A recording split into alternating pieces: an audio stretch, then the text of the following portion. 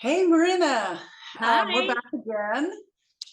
I love it. I am teaching a class and about these topics that we're talking about. And so I've talked Marinna into making videos with me and letting me ask questions.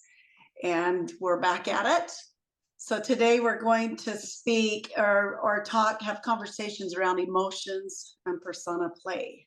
I'm glad you're here with me, Marinna. Oh, I'm excited to be here with you, Janet. I had so much fun in our last little chat. So thanks for having me. Yeah. Sweet. So I guess the class that I'm teaching, and they're going to be watching this, so I'm excited that they get to hear from you because you've been doing this for how many years? Oh gosh. For well, 2001 was when my I had my first real retreat type of a thing. I went for 8 days and just dove in for 8 days. There was no phone calls, there was no nothing. It was away from the world retreat, 8 days of diving in, doing a lot of deep healing work. And that was a lot of my beginning stuff. I mean, I had started already into like the intuitive and energy realm. And so I was doing work that way. But my work with emotion didn't really even start until probably about 2001, in November of 2001. And then it was like, boom, wow, this is what I've been missing my whole life. This is what I've been looking for my whole life is how to deal with emotions. I was massively shut down. Like I was so backward. I was so shy. I was so disconnected from my own emotional state of being that I wouldn't even talk to people on the phone. I wouldn't interact with other human beings. It was me, my siblings that I was safe with, and my kids and my husband. That was it. I was so backward and so shy. And I look back now and Oh, I'm like, it's all because I didn't know how to face emotion. Didn't know how to deal with it. I totally hear where you're coming from because I feel like that that in my upbringing and my world, emotions have kind of been kicked around and yet we go to school and we learn about all these subjects and everything, but we don't even touch on emotions really, and it's not passed down from mother to daughter or father to son. And so I feel like, to me, it's a rebirth of some sort too with myself, Yeah. learning these things, and it encompasses all of my life and relationships. Yes, mine too. Mine too. So much of society, like a kid's born and they are natural emotion flowers, right? Like so baby's born and they cry when they're sad and they throw a fit when they're angry and that when they're hungry they like, I need food, right? And we naturally flow this emotion. And then based on how our parents deal with this, our siblings deal with this, society deals with this, we're taught right from the very beginning to squelch all that emotion that's flowing, that's trying to flow, right?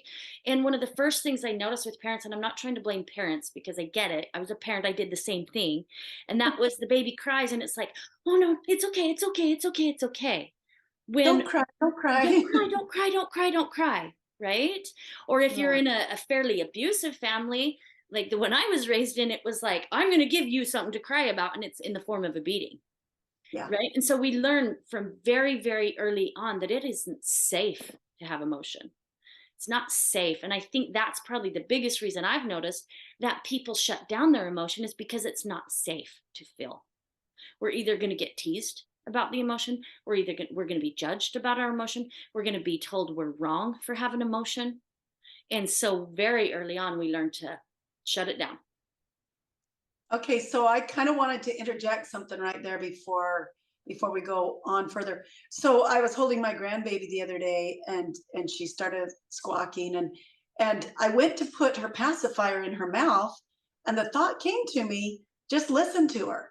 And Oh, and so Janet. I yeah, it was like, oh my gosh, I've always just popped the pacifier in the mouth, right? Yeah. And so I just put her face right by my lips, right by her head. and just said, "Oh, tell me about it." And she just her tone changed a little, and she just sat there and told me all about it. And it was such a neat Oh, connection. Like, forever, that's all I do with my babies is I just pop their pacifier in there. right.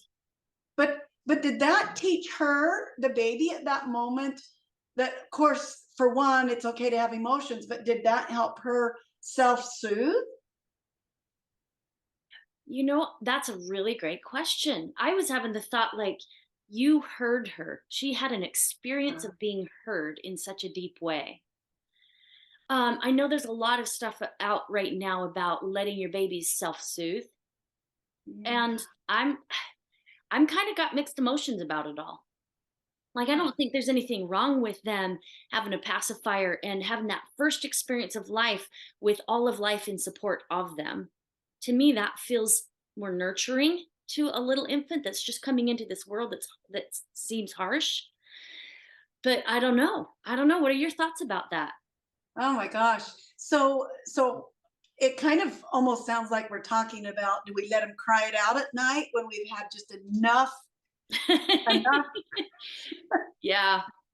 And I did let a baby or two cry it out. My first babies, I let them cry it out at night to hopefully that they would sleep all night, or at least, 4 hours at a time or whatever. But now that I look back, it bothered me that I did that. Me too. It made me wonder if it made them more insecure or felt like they didn't have support around them. Mm. So now I watch my daughters struggle, and of course they're so equipped and wise with their babies. But gosh, I don't know. Like, I would rather see a mom and a dad let the baby cry it out if they're getting frustrated, for sure. Mhm. Cry it out rather than get it annoyed and angry at the baby. I wouldn't want the baby to feel that emotion of anger so much Mhm. with their caretakers. But yeah, that's an interesting question. I guess your motive is everything in Yeah, I that would say sense. your motive is everything. Also, through my journey, I've studied a little bit with the brain development, and during the first 6 months of life is when the baby is learning how to bond, right? And so during the bonding phase, that baby needs like a lot of connection, human connection and bonding and love. This is how they learn about love, is within this first 6 months of life, right? And so if a parent is like non-existent, or if they leave the baby for long periods of time in bed crying or whatever, you know what I'm saying, then that affects the way the baby will see love for the rest of its life until it interrupts the pattern, right? And Wow. so I've learned so much since having my own children. I'm like, dang, sometimes I wish I could go back and do it over again, except I don't really want to, you know. Because what I would do now is I would show the baby what life could be like, how connected, how much love there is, how much security there is, how much safety there is, how much support there is, and give them that as their first experience. Wow. So it's almost like we're talking about where our emotions originally first get shut down, Yes, yes, right? right from And the very beginning. yep, Like, and for then example, if that baby's crying and crying and crying and mom doesn't come and take care of its needs, well, what good is sadness then? That didn't get me anything.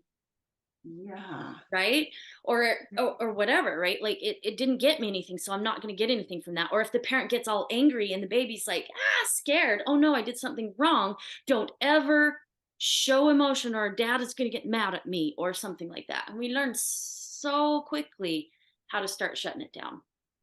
And then, then we have a story. Our core story could be something around, it's not safe to have emotions. I don't trust the people around me. So that will tie in later to a core story that could have developed as a baby. So, and then you go to school and you cry in class because of anxiety or whatever, and you're made fun of for crying. Hmm. And um, so I can see where we kind of gather that and pick that up through life. And it seems like as we shut down and shut down and shut down, we we might express our emotions in anger, and you describe our emotions like a hose that the water's running through, and if you clog the hose, if you kink the hose, the water is going to come through somewhere and you won't get to decide. Mhm. It'll just spurt out in you know uh, Unhealthy ways. unhealthy Yes. ways. And I feel Yes. like that our emotions, if we're shut down in our emotions as adults, we're going to have our anger outbursts. We're going to have our relationships are just they revolve around us being willing to admit to our emotions or acknowledge our emotions. Like it's the core for so many things. It really, really, really is. So a slight clarification about the hose analogy, okay, is our body. It's our body that's like the hose, okay? And emotion is energy that's trying to move through the hose or the body, and that's sort of like the water, right? And so then when we run from an emotion or squelch an emotion or try to stuff an emotion down, it's literally like we're either kinking the hose or we're putting goop inside that hose, right? And so what happens to water when it gets still, when it's not moving, is it gets stagnant, right? The same thing happens with our energy. Is our energy gets stagnant. It can't move anymore. Its natural form is to move all the way through the body. And if that gets stuck and stopped, then it gets stagnant and built up. And then it can come out, like you were saying, as explosions. It can come out as excessive tears, especially for hiding like anger or whatever. It can come out in the emotion that was safe for us to feel in our household when we were a kid, right? And so it can also show up as disease in the body because when energy gets stagnant, it starts, I don't know how to say Bacteria. it. It starts getting icky, very much like water, only on our planet, that's very important to have water that does that. That's a whole ecosystem, right? But in our bodies, that energy is meant to flow and it'll get stagnant and sticky and gross and heavy. And then we're going to have all kinds of reactions and issues and challenges as a result of that. And especially, I love how you brought up in our relationships. So this is huge in relationships. Like this is one of the most core issues that I have ever seen in all relationships. When somebody comes to me with issues in their relationships, I look at two things. What emotions are they not willing to face and be authentic with? And two, what stories are they believing that aren't true? And those two things actually tie together because we'll have a trigger in our relationship and it triggers a story that we've got going on in our head or a limiting belief, right? Or a mindset that doesn't work. So we get that triggered. And then as a result of that, we have an emotion. So if we're covering all that up and trying to push it away and pretend like it's not there, or we're trying to be nice on top of it all, right? Or maybe some people will actually go to anger when what's really going on is fear or sadness, then this will show up in the relationship and it's inauthentic. And so relationships happen the best in authenticity. That's where they flow, is in authenticity. And so learning how to face your own emotion helps you know how to be real with your partner or whoever you're in relationship with, right? So that the authenticity of that can be there. Wow. I was thinking of more ways that it can show up in a marriage. And that shutdown, it can show up as perfectionism or extreme quietness or extreme loudness. Yeah, mine showed up as people pleasing, Yeah. right? Like I Well, was that's way so more unwilling, holy. huh? It's way more holy to be a people pleaser than a angry, jealous person, right? That's what our society has deemed better, Yeah. but boy is it damaging. And that was definitely the path I chose. And I made myself very, very sick for many years because I was so inauthentic and out of alignment with myself because I was denying my own desires, my own feelings, my own thoughts so that I could make sure to save the peace and have everything look good, and other people taken care of. And then I had the story or the belief system, right? That was what was righteous. That's Yeah. what was good. And what happened is I created tons of health issues in my body, and I created tons of inauthentic relationships. Wow, because you were living your relationships for someone else. What Yes. would look holy, what would be good and right. Yep. Yep. Wow. And it was inauthentic. Yeah.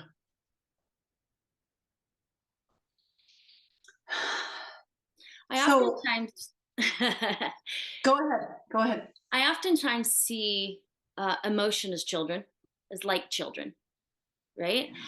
And that emotion's trying to get your attention, just similar to like a little child, right? And the little child will come up and go, "Mama, mama, mama," right? "I need this, I need that." And if you look at that child initially and you go, "Oh, you need some food. Okay, let's take care of you," right? And the parent takes care of the child. The child's need is taken care of easily right in the beginning, and then it runs off and goes plays and does its thing, right? But what happens is if we don't listen to that child, right? Then what happens is they're going to get louder, and the child's going to be like, "Mama, listen to me. I need something," right?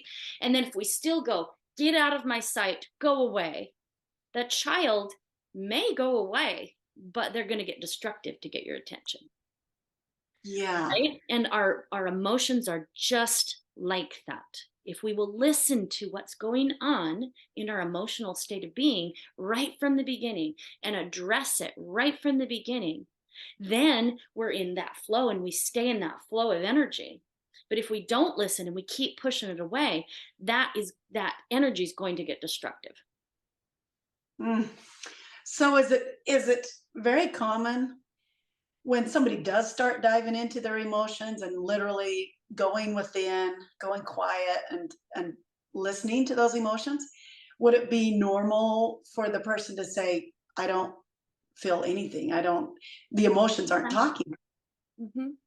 Yeah, sometimes I've encountered a good handful of people through my career that really can't feel much of anything in their body. And this is just a result of, well, I would say it's a survival mechanism because emotion was so not welcomed or safe, or they got teased or something big happened to where they went, "Oh, that is so unsafe.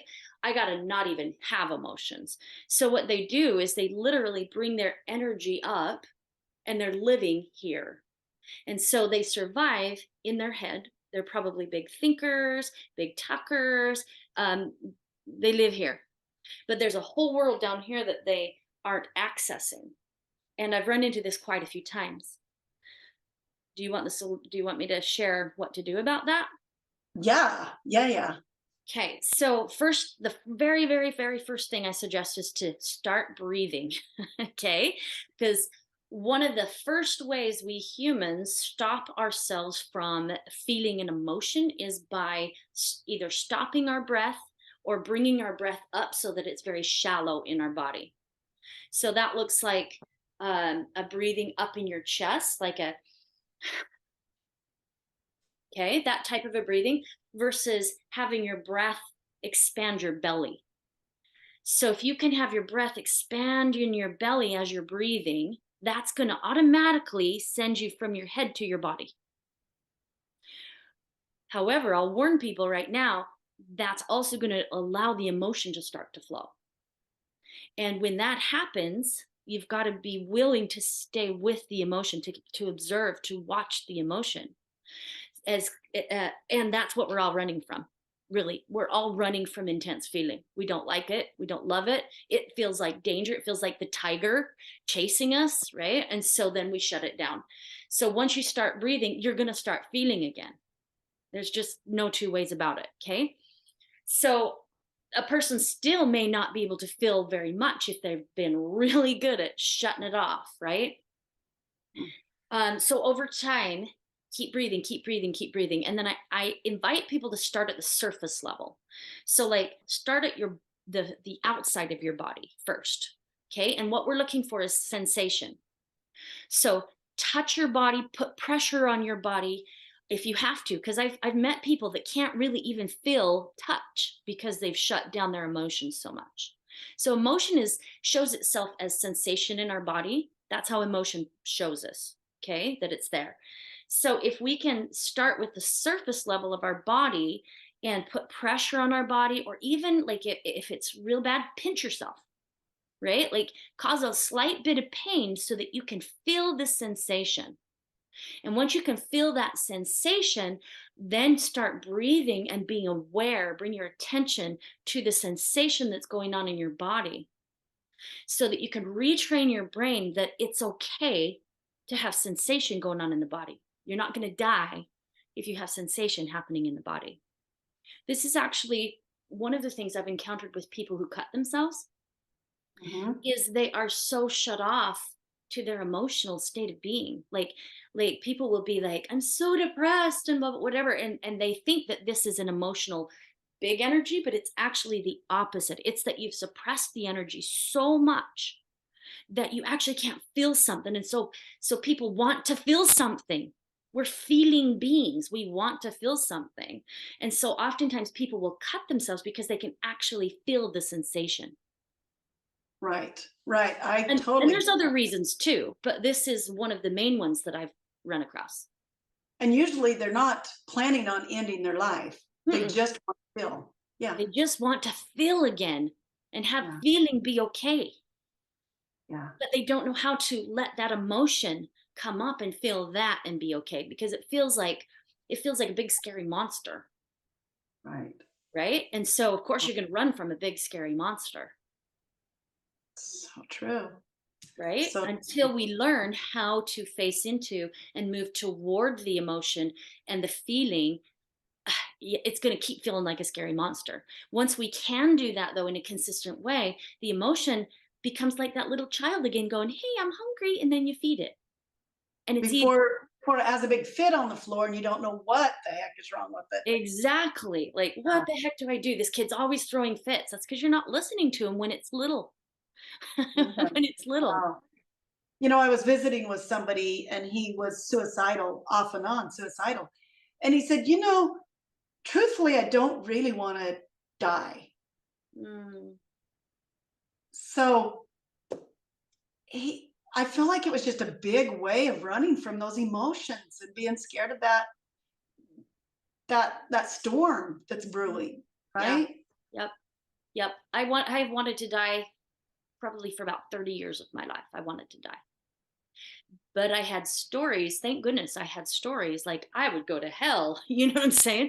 And that kept me here. I'm a big wimp to pain, right? And so it was like, well, gosh, what does that mean? What kind of pain am I gonna have to go through to kill myself? You know what I'm saying? So there were all that going on, but that's exactly, like, you nailed it. That's exactly what it was for me, was I did not know how to face the intensity of my own emotions. And part of it is I'm very empathic and I pick up on all kinds of people's emotions, right? It's not only my emotions that I'm dealing with. So I walk into a room and I can feel that there's all this stuff going on in all these people, right? And then I get to feel that on top of my own emotions. And it's so big sometimes that I didn't know how to handle it. And so it started with me learning how to deal with my own emotion, my own sensation when it was little first, right? And then I've grown the muscle to be able to handle going into a room and having a lot of other people be in emotion too. So let's look at that a little bit because that I know of a lot of people that are empathic enough. Did you say empathic? Yes, empathic. That they take on other people's, and where I visit with people and coach people with mental health, and that is a thing. But I feel like that now that you're not trying to fix anybody or you're not trying to teach anybody necessarily. I mean, you are teaching me, but you how do I put it? You're not you're not healing anybody. You're teaching me, but you're not my healer really, or you're Right. not my fixer. Right. So now when you are around me, if I was just needy, I don't think it would just drain your energy like it would have, right? Right. Because I'm not perceiving you as the victim anymore. Yeah. Right. And that was a big shift for me, is that when I stopped perceiving everybody in the room as a victim to their own emotions, I didn't have to fix them now, right? And I still feel them, but I don't have to fix them. I don't have to do anything with it. I just get to feel what's in my own body, and that's my responsibility is, right? Yes, absolutely. And so the shift does take place here for sure, and it makes it all so much easier when I can perceive everybody as not a victim. Okay, let's take that a step further. Okay. As we look at our own life and our own emotions and we don't see ourselves as victims, I don't think we see others as victims. Right. It always I'm all starts with us. yes, All of like it. All of it does. just recently coached a gal, and she had the saddest story I've ever heard in my life, and I did not label her as a victim. Oh, yay! It was so powerful, and she appreciated it so much. Yes. Like, When we she label people as knew, victims, we literally help them take their power away. I mean, we literally help them give their power away. but I saw her when I handled her story appropriately, and without trying to fix her, without trying to uh, teach her lessons or whatever. I saw her energy just, I mean, she started glowing, and she went out of the house like she was dancing. And I wasn't left with any energy oh no, what can I do to help her? None Right. of that. Right. Like, she knows what to do to help her. Yes. And oh, it's just a whole different feeling. Yes, It, it really is. To look no, at it people does. as powerful human beings with everything they need to handle it. And you're here to love and support them, but not to take it away and not to fix them. Because Yes, there's yes. nothing wrong with them. They're not a victim to their experiences. Now it is harder when I'm dealing with my own daughters. Me too. Me too. And grandkids. So they're going to be watching this, and I hope they will post a video to I mean, they know the real me, and it's so hard to not try to help and fix. Oh my gosh. Yep. Anyway, so on this same train of thought, I had some friends, people that was working with, that had mentioned this situation, and I know that this is kind of off topic a little bit, but it also is something that's really pressing on their mind, and we haven't really dove into the yeses and nos as much as we will. But if you could give them an answer, we haven't dove into their core story either, and so I know that this ties into their core story, but if you can give an answer that is not, really diving into core story, or I mean, maybe even yes, an answer that goes, you're going to have to talk about yes and no's. But this person he lives right by his brother, and his brother financially has just struggled, like horribly, well, in all aspects of his life. He struggles with relationships, with finances, with health, with all the things, right? And so he's doing pretty well business wise, this brother, but his brother that lives next door is not. And his brother will come over and borrow his work truck or his equipment that his family really depends on to make a living and do as well as he's doing. And he doesn't, he says, I can't say no.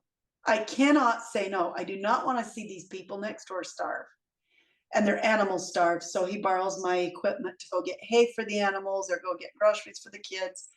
And yet he knows it's not sustainable, that he's given him handouts rather than a hand up, or he's enabling him, is what his wife says, is he's Yeah. enabling his neighbors, but he cannot say no. What do you have to say with that story? That's a really tough situation to be in. First off, I'll just address that. It's tough to be in, especially. I'm going to guess that this person um, has a very generous heart, and wants to give and wants to support and has big love for people, and it's hard for him probably to see his brother in pain and struggling and see his family in pain and struggling. So I wouldn't be surprised if he's a little empathic too, where he's picking up on his brother's feelings and all of that. That's a tough place to be in, so I'll say that first. Okay. And enabling definitely will not help. So I would like, if I were coaching this person, what I support them to do would be to really check in with themselves and notice the emotion that it triggers within them. So this person who's like the brother who's making the money, right? And is helping out and enabling. Look at your emotion. What's going on in you when you see somebody struggling like that, right? What's going on in you? And face that first. Face that first. Look at it, feel it, notice what it's doing inside of you first. Because here's the thing, he absolutely will not be able to do any different action until he stops running from his own pain, from his own discomfort around his brother suffering. Okay, so that's the first thing, is to look at that, because we want our actions to be authentic and guided by inspiration, not to be on autopilot, right? Like we don't Mhm. want our actions to just, well, I can't say no, so okay, here you go. Because is that really serving his brother? I don't know. Who knows? Because it's not inspired action. What if inspiration's trying to come in through this brother and go, hey, what your brother really needs is blah blah blah blah blah, whatever it is, right? But because he can't hear it, because he's running from his own discomfort, he's not going to hear the inspiration of what would really bless his brother. Okay, Okay. so I'll sum that all up again to hopefully simplify it. Listen to your emotions. This, whoever this person is, listen to the emotions and feel the discomfort of what your brother's going through. Feel the discomfort of what he's going through. Feel the discomfort in your own body and face it and be there for yourself through that emotion first, because that's going to free you up to therefore then ask the question, okay, what's going to really serve my brother? And when you can ask the question, what's going to really serve my brother, then listen. Listen for the answer and let yourself be inspired as to what's actually going to bless him. And here's the funny thing, it might be the very same action. It could be, and it could be a completely different action, but it's going to come through the one who's listening to the inspired action in a whole different way, and it's going to serve not only this brother that's listening, but it's going to serve the other brother in a bigger way. Wow. He'll be able to show up maybe more inspired when he Yes, does show up. It'll be inspired and truly from the right place. yes. And that's the difference, is serving our fellow human from inspiration so that we can Wow. really truly serve our brother, right? Instead Yeah. of just on autopilot in what we think we should be doing or what we can't say no to. Yeah. Got it. Wow. Okay. That feels like it went in a whole different, you're not saying don't do that, but No. look within, listen, feel, ask the question, what would really bless my brother? Yes. And let And yourself be follow that inspiration, because then you're great. helping two brothers, right? You're helping yourself and your brother. Oh, I love And who that. knows, maybe even more than that. Maybe by this person tuning in and going, well, how can I really serve my brother? What's the truth of this? Like, where's the inspiration? Then that action goes out and truly blesses his brother. And then who knows what action that brother will do as a result of that and bless people. And then it can ripple forward. Wow. Because I think this brother that brought this question to me, I think he literally he knows this is not self-sustaining and nor is it kind to bail his brother out constantly. Mhm. It's going to keep his brother stuck. Yeah. But he can't change that because he's running from the discomfort inside of himself by watching his brother. And he's got Yes. to face that discomfort so what's authentic can come through. I mean, he could move out of the out of the area away from his brother. You could, but then you're really not serving your brother. Sometimes we want to flee, the fight, flight, or what are the four F's, Yeah, fight, instead of face. fight. Now let's see if I can say them. So we got fight, flee, faint, or freeze. Okay. Yeah.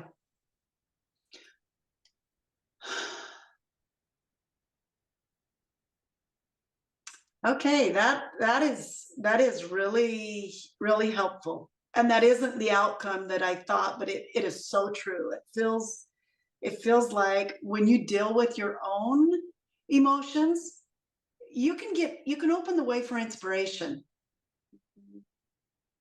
Yes. Do we want to chat a little bit about like how do you face your emotions? Yeah, yeah, let's Like do. what Let's that work that next. process looks like? Yeah, let's do. Because it's almost like I can hear people saying, "Okay, that's all great. Now I know why it's a good thing to feel my emotion." But like, how do you do it? I get this Yeah. question a lot. How do you do it? So What I are think you the were getting logistical there. details? Hmm?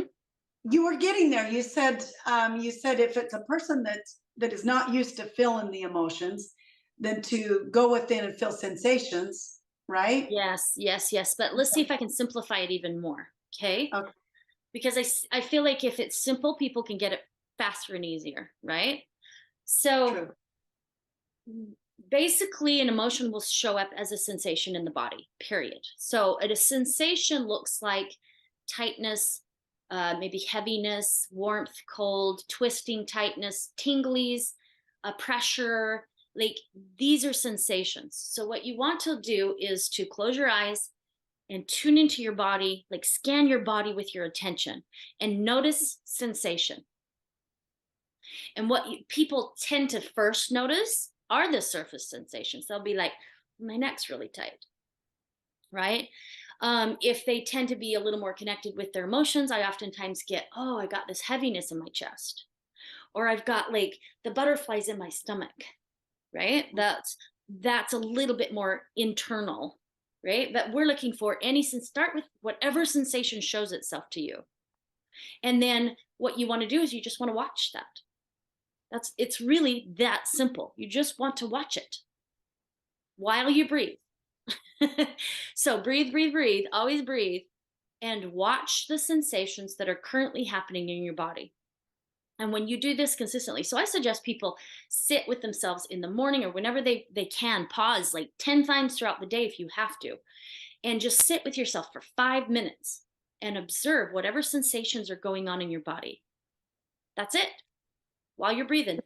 It's so simple, so simple. And this is like listening to that child when they first have the need. Of course, if you've been holding back the emotion forever, you're going to get like what you got with that little baby, like, you're going to get that with your emotion, right? And it's going to start bubbling up and it's going to be like, all these years of not listening to me and now you're listening to me. Okay. So they will present themselves, these emotions. And your job is to stay present with them and stay present with them and stay present with them and stay present with them. I promise it will not last forever. There's nothing to fix or do. You just No, acknowledge. yep, there's nothing to fix, nothing to do, nothing to change. Just observe and allow those emotions to be there exactly as they are. Yeah, one other thing that I want to say is that a lot of people get emotion and action, they have them connected, okay, inside their brain. So it's like, I feel angry, therefore I have to punch a hole in the wall, right? And it's almost like the two are connected internally, like they've got a neural pathway connection of anger means violence, or sadness means I'm gone the rest of the day, or you know what I'm saying? Like we have these connections in our brain. What I want to say is they are two separate things. You have emotion and you have action. Just because you feel angry does not mean you need to punch your hand through the wall. Okay. It's not you. Huh? Anger is not you. You're noticing anger. Yes. Yes, yes, yes. You're noticing the anger. You are not the anger. You Okay. are not the sadness. You are not the fear. You're just noticing it. It's happening inside of you. And when you can notice it, you can start to separate that in your brain. I also want to give people a little skill if you're okay with that.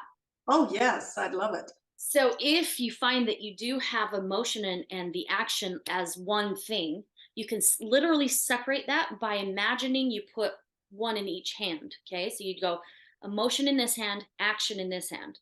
So then you go emotion is emotion, action is action. Emotion is emotion, action is action. And you do that like 10 times. And what that does is that starts to separate the neural pathways and helps you to start to see that they're two separate things and you do not have to react just because you have a feeling. Okay. So that is the next skill after acknowledging.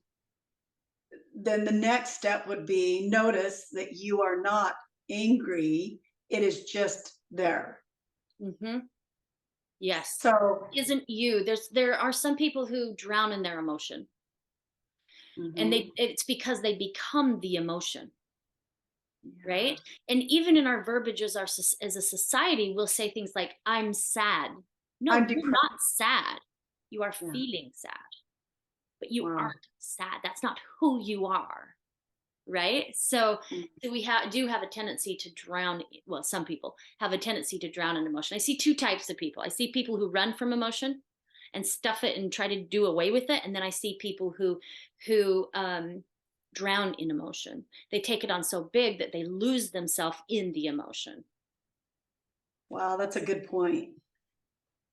I'm trying to write this down. You're good. So I'll just keep talking. So the key here is to become the observer of the emotion for both people, for both types of people. If you're running from it, start breathing and observing the emotion, and that will help you to stay present with it. If you're drowning in it, start breathing and being present with it, watching it, observing the emotion, and that will help you to come out of drowning in it. Oh, wow. Okay. So, oh, wow, it just takes the fight out of it, doesn't it? To just observe. It really does. Presence. Our presence Huh. is one of the most powerful tools that we have. Yeah. It changes everything, our presence. It takes us out of victimhood, takes us out of trying to save everybody. It takes us out, it helps us to be present with the emotion so the emotion can stop looking like a monster that we have to run from. It helps us have more love and connection in relationships. It helps us have more love and connection with ourselves, helps us have more love and connection with spirit. You know what I'm saying? Like there's so much. Presence is so powerful. If we did nothing but presence, everything would change. I'm really loving what we're saying, but I want to kind of push this a little bit further and say, if I was on the drama triangle, and I'm in the middle of a crisis of some sort, uh, it's still good to just breathe and know and notice, but maybe even get some space from the drama triangle, from the physical, from the other parts to the drama triangle. I mean, you can't escape it when it's in your head, but breathing is still good for even when you're in the thick of it, right? Yes, And so this can acknowledge it. totally interrupt the pattern, whether it's in your head or whether you're doing it with another person, right? Like going, okay, interrupt the pattern. I'm in drama. Catch yourself in drama, and then step out of it and go. Even if you're with somebody in drama, and you go, okay, I need to take a break so that I can get out of this and get my head on straight, right? Yeah, Because when you're in drama, you do not have access to aliveness, to anything other than those four F's, right? yeah, Fight, yeah. flee, faint, or freeze. You only have access to those things when you're in drama. You don't have access to aliveness. You don't have access to closeness, connection, love. You don't have access to any of that because you're in fight or flight. Or inspiration For on inspiration, anything. you cannot get inspiration. So take a break, step out of it. Go take a minute, be present with your emotions, breathe and feel and move your body and be present with all that for a minute. And that will pop you back out of drama to where you have access to more than just your fight or flight brain and you can actually get inspiration about what needs to happen. So that might lead us right into the persona technique. Yeah. Can you visit a little bit about the persona? Yeah, so a persona is basically a mask, like a mask that we put on ourselves, and we did this very early on, oftentimes, to survive, right? So a persona could look like almost anything. Some of my personas were like people pleasing was a persona. It wasn't authentic, right? It's something I put on myself to therefore be able to survive in a way that I thought I needed to survive. Okay, so persona could be funny. So it could be that you talk a lot. It could be perfectionism. It could be victim. Like a persona is anything that you use to cover up what's authentically going on inside of here. Okay. It could even be the teacher, right? It could be the facilitator. You're putting on a hat of the priest, right? The Yeah. righteous one. It could be the wicked one. It could be the rebel. It could be anything that we use to cover up what's authentically going on inside of us. So so when we have I'm so persona is not, it's nothing bad or to fix. It's just something to notice. Mhm. To notice when we can bring awareness and presence to whatever is authentically going on, and in that moment what's authentic is I might have a persona that I'm playing in, right? And you go, oh my goodness, look at me. I am trying to hero this person over here because I think it's going to help me be loved more. Right? And when you do that, you've interrupted the pattern. You can never go back to that same level of using that pattern because you're Right. going to catch yourself. So then the more you catch yourself, the easier it is to have it just kind of fall away. You go, oh, do I really want that or do I want to be authentic? Right. Right? And just your presence and awareness alone will shift it. There's other fun things you can do too to help shift it if you want to, but just your presence and your awareness of it will begin shifting it. Yeah. Well, like with all addictions, if we say, don't do that, don't do that, I don't want to do that, I don't want to be like that, it actually doesn't help. It contracts and it kind of just glues it to you, right? Yes, it solidifies it inside of you. Yes. And addictions, personas can be addictions, right? Like They are addiction. perfectionism, Yep. um, being the hero, being the savior, or whatever that you try to be to people, is an addiction or Hmm. can be an addiction. Hmm. So rather than no, no, no, no, I don't want to do this, I don't want to be like this, it's more like, wow, funny, I'm noticing that I'm trying to hero my kids, or I'm trying to uh, do, whatever it is, save my kids, you know. Yep. Okay. Yep. Yep. You said it just beautifully. So I don't know what else I would even want to say around that. That was perfect. Yeah. Have compassion for yourself too. So self beat up around having a persona or anything really, an addiction of any sort, will continue the addiction, Okay. right? Because we're doing it because we want love. I mean, that's the essence of it. We want to feel something, right? So we do an addiction so that we can either feel something or not feel something. And when we beat ourselves up, then we end up leaning and moving more towards those the comfort patterns that we have to try to make ourselves feel better because we just beat ourselves up. And so then we latch onto the addiction even harder. I'm sure you know all about Oh, it's almost like the personas are a way of coping and a way of, they're just it helped get us through some things. that. Yes. Yes, they did. They helped us survive. I And it's mean, actually really sweet. they were a crutch, and thank you for your service, and you're not really needed anymore.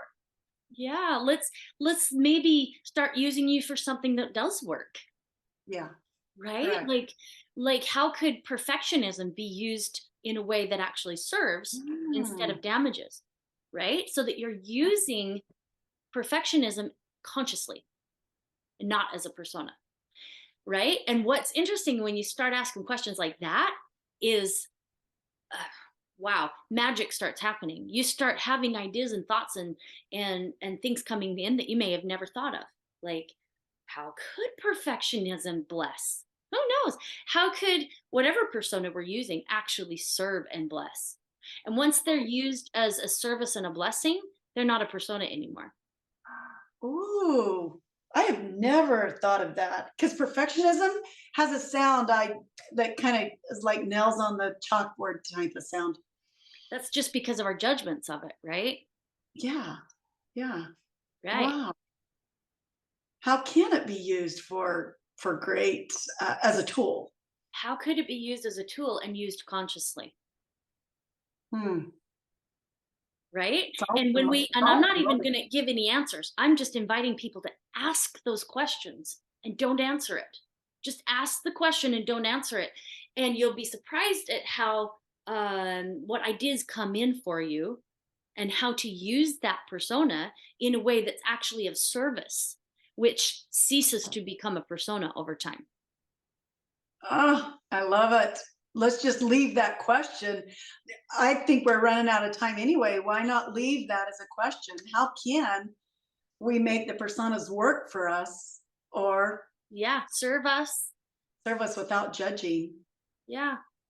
At Oh, least, I love at it. least until they unwind. You know what I mean? Like, no resistance. This isn't about resistance. It's about finding the gem inside of the judgment that you've got. What's the gift? What's the gift of the persona? Why did they come to bless you? Why did it show up to serve you? How can it be used in a way that's going to help you instead of hurt you? How can it Wow. serve other people instead of hurting other people, you know?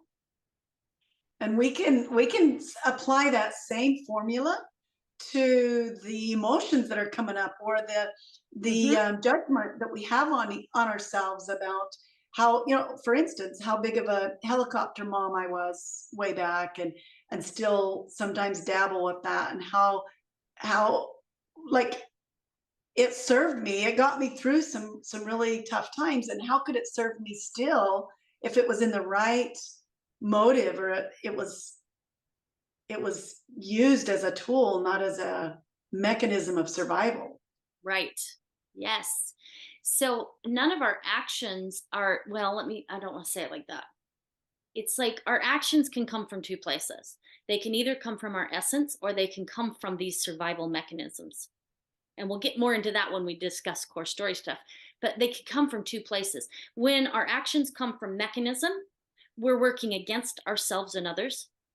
When our actions come from essence, that we're working for ourselves and for each other, right? And Ah, so just by, I was wanting to say something specifically and I lost it. But the essence of, you want to be in essence, right? So right. the idea is to go to the questions and go to flow and go to feeling your emotions, because that's the biggest place that you can actually start coming from your authentic essence.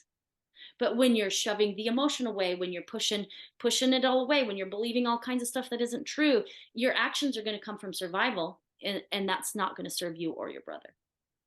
Yeah. You will be down in the drama triangle. Yep. Okay, You'll be good. down in drama and probably not having too good of a time. But you get the adrenaline hit, so there is that. Part of the addiction. Oh, I love it. Thank you, Marinna. I have loved our time together, and it goes so fast. Oh, I'm I've surprised. I'm I've already shocked got at a how list fast it goes. of our next what our next video will be about. And also, people, if they see this on YouTube, they can post underneath there what they would love to see videos on. Yes, that would be fabulous. That Yep. would be super Sub- cool. Because Subscribe to our channel or yeah, message us or whatever, and we'll bring up topics you want us to talk about. 'cause I love throwing things at you and seeing your thoughts on different things, because it just feels like it kind of opens up again what I need to, so I can learn. It opens it up.